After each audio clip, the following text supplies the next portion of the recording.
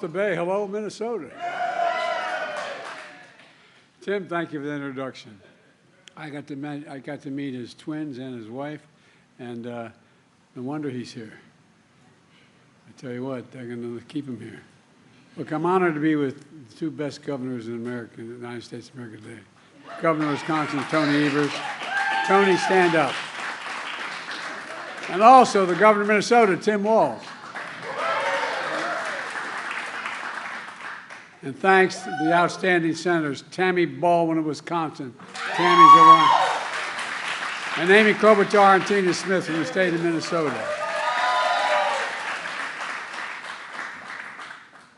If I have all three of them on my side, I don't worry about anything.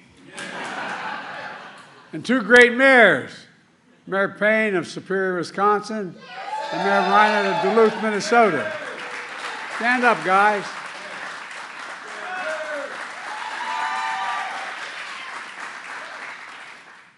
Folks, I'm here today to talk about something that doesn't get enough attention.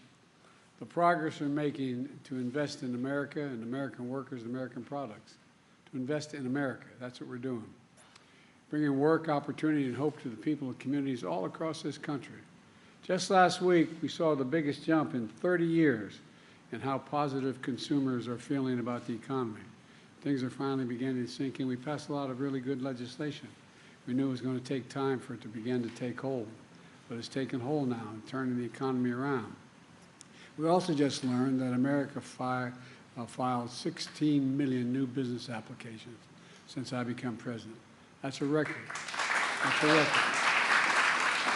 And the reason I mention it, when someone files for new business, it's an example of hope, something they believe in. They believe that they can get something done, and a consequence.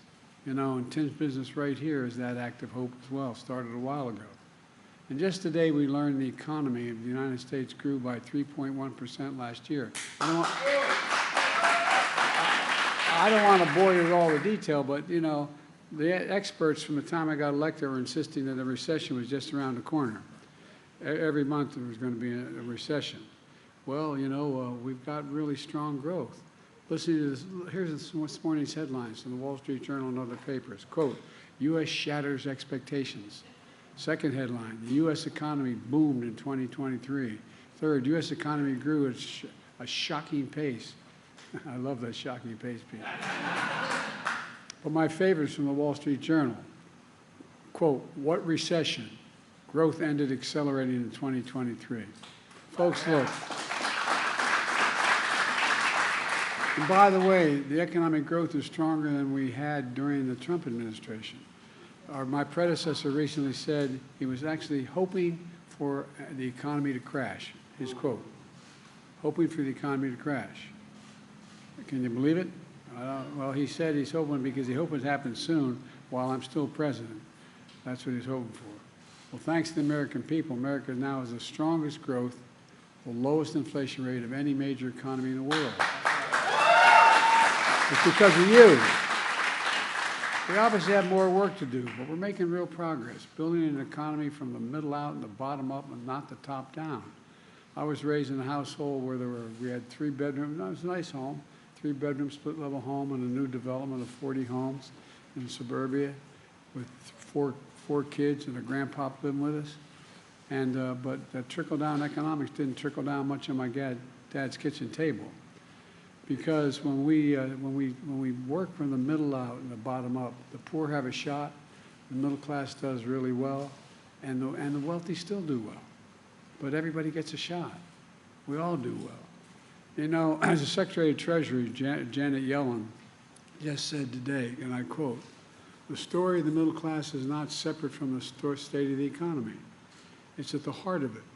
You went on to say, I mean workers across industries and occupations, from firefighters to nurses to factory workers. That's the middle class. At least that's where I come from. That's what it's all about. So I'm here to announce more progress that shows that we can get big things done in America. We start believing in ourselves again. We start investing in America again. Folks, look, our infrastructure used to be the best in the world, rated the best in the world. But over a period of time, we stopped investing in America. We stopped it. We stopped investing in ourselves. and we slipped. We're now ranked the 13th best infrastructure in the world.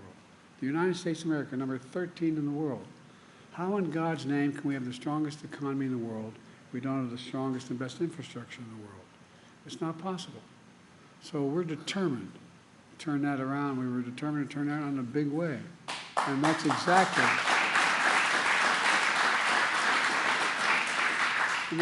what we're doing.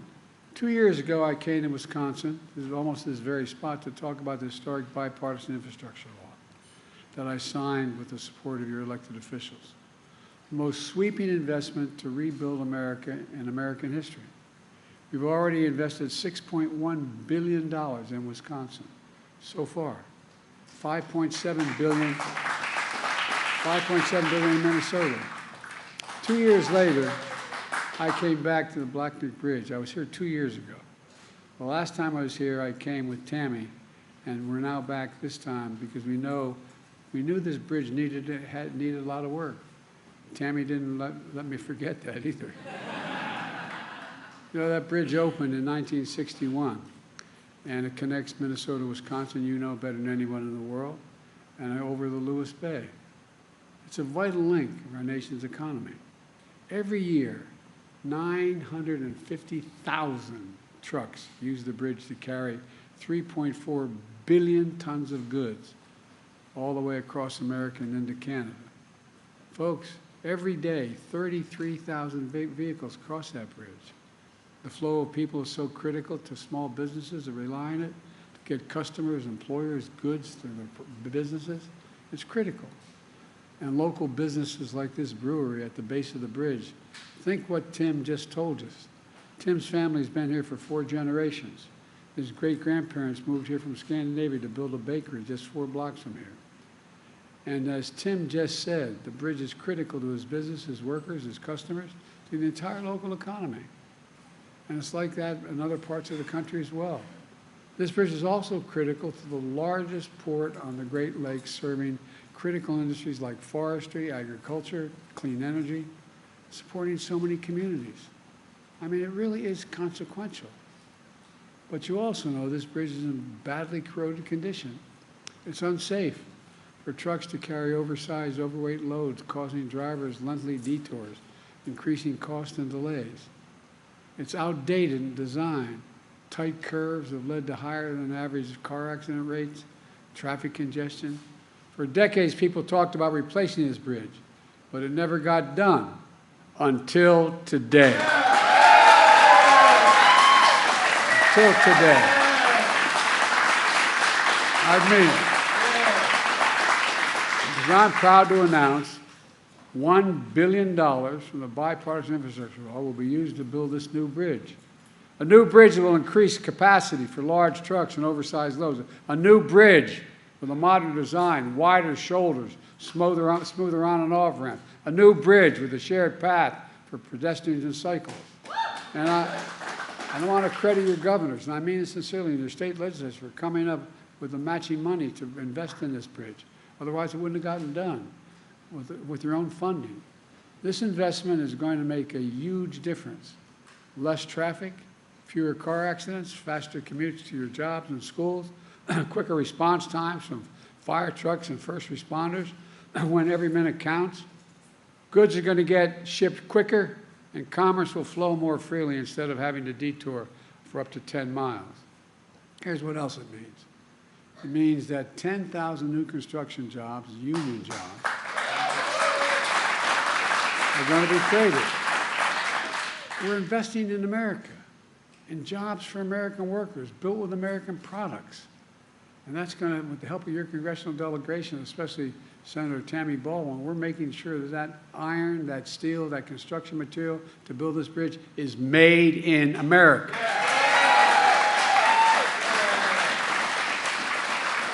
This funding is part of a larger $5 billion investment led by the Department of Transportation for 37 major projects across America, including bridges, highways, ports, airports. To date, 40,000 infrastructure projects have been announced all across America. And with the support of these great governors and congressional delegation, we're doing other big things. For example, we're making sure every American, including all of you here, have access to affordable high-speed internet. I want to thank Amy for her leadership in this issue. She's been relentless. High-speed internet is essential to today's economy. It's as essential as electricity was when Franklin Roosevelt was president. Not a joke. That's why nearly a century ago, Franklin Roosevelt signed the Rural Electrification Act. I know this sounds like it doesn't matter, but it matters a great deal. He signed it to bring electricity to nearly every home and farm in America because it became essential, an essential part of the economic growth of the country, an essential way to access to modern life. And so is high-speed internet today. In Wisconsin and Minnesota, we're investing $2.5 billion, $2.5 billion in high-speed internet. And we're going to save more than 600,000 families in these two states up to $30 a month in their internet bills. The household I came from, that matters. Those $30 at the end of the month bills will add up when you're living on a fixed salary. We're also investing $1.1 billion in your state to provide clean water and replace poisonous lead pipes. Every lead pipe's going to be taken out. You turn on your faucet and drink clean water without getting sick. You know, a recent study shows that reducing lead exposure for children has the same effect on a student's test scores as reducing the size of a class they're in from 22 to 15. 1/10 the cost it is. It matters. It affects the ability of the brain to function. And that's why we're going to eliminate every single lead pipe in America, and I promise you that. We got the money to do it now. And that's on top of another $1 billion to clean up the Great Lakes, which provide drinking water for 20 million people. 20 million people. And by the way, it used to make the beer brewed here. It is used to make the brew beer here in this refinery. Oh, Earth Rider, thanks for the Great Lakes. I wonder why it's coming. What we're doing in Wisconsin and Minnesota is just one piece of a much bigger story. Look, 14 million new jobs since I became president. 169 new jobs in Wisconsin. 200,000 in Minnesota. Nearly 800,000 new manufacturing jobs nationwide, good-paying jobs. And employment has been the lowest, been below 4% for the longest stretch in 50 years. And it's even lower in Wisconsin and Minnesota, where it stands at 3.3 and 2.9% respectively. That's our economic plan. Invest in America, invest in American products, build in America. That's what we call Bidenomics. My professor, well, I won't get into my professor.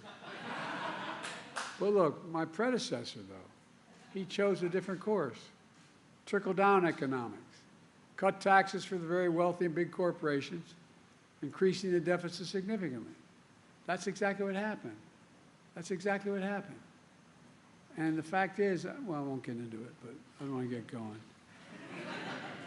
He stripped good-paying jobs and shipped them overseas. Why? Cheaper labor. Rather than pay you a fair wage, ship it overseas. Lower wage costs, and then import the product, denying Americans jobs.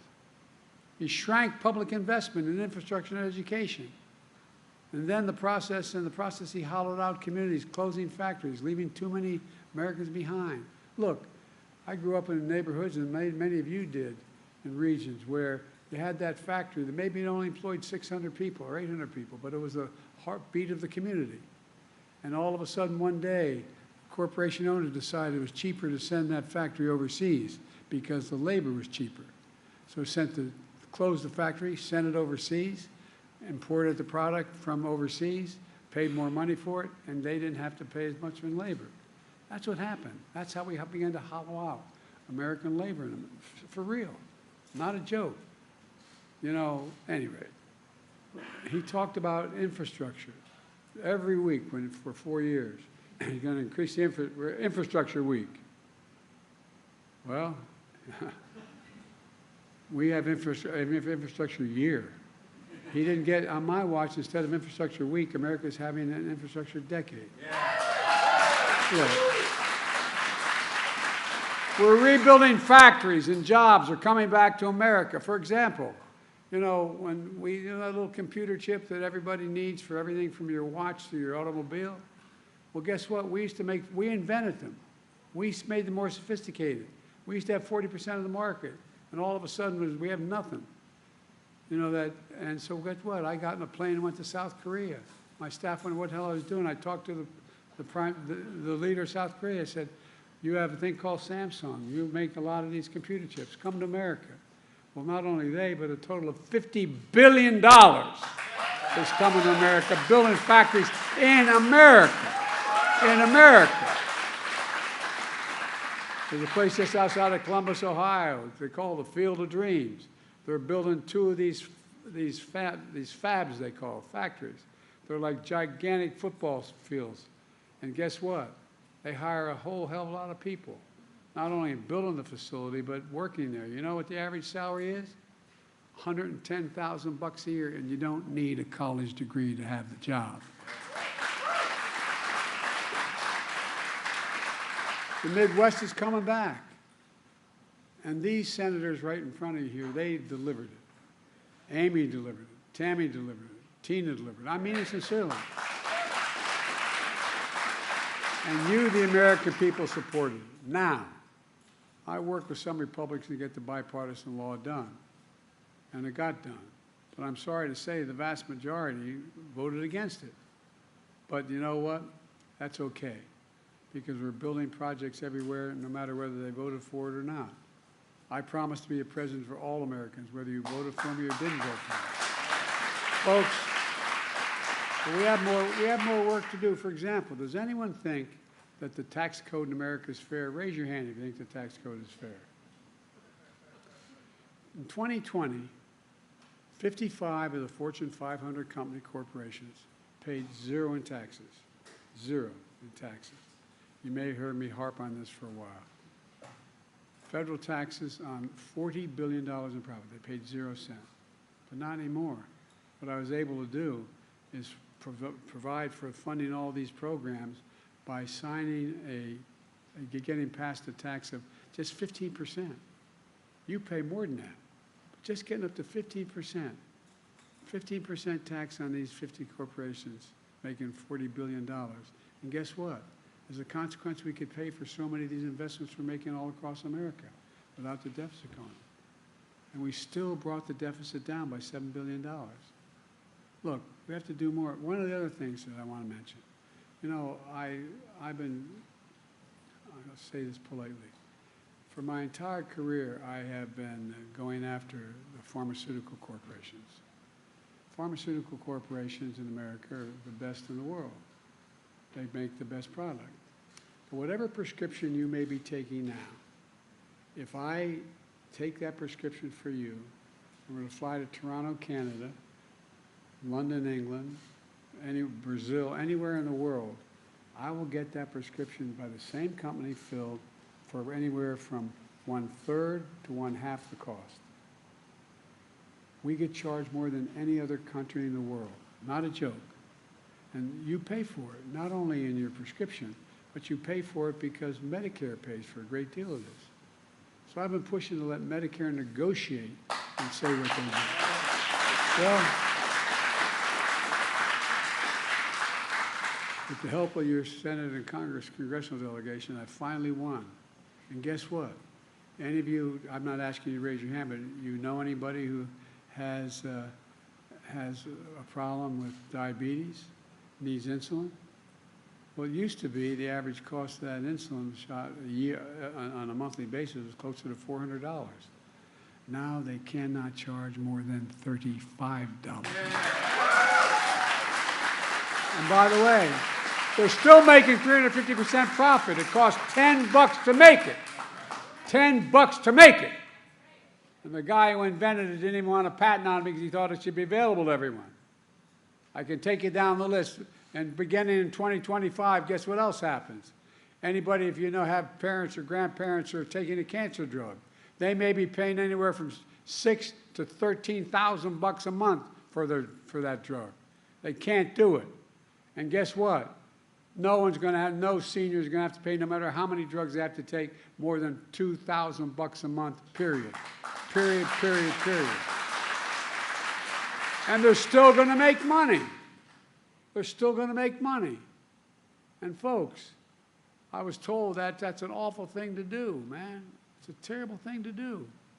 Well, guess what? Not only is it saving the individual money, it means you as taxpayers are paying billions of dollars less per month because you don't have to spend that money on Medicaid. You don't have to spend that money on Medicaid because it's a fair price. We get look. We now have. We used to, before the recession, before the pandemic, we had about 700 billionaires in America. There are 1,000 billionaires now. You know what their average tax rate is? 8%. Raise your hand if you want to trade your tax rate now for 8%. No, I'm not joking. I'm being deadly earnest. You know, it sounds like I'm making this up. 8% what they pay. That's why I proposed a billionaire minimum tax of 25%. That's not even top rate.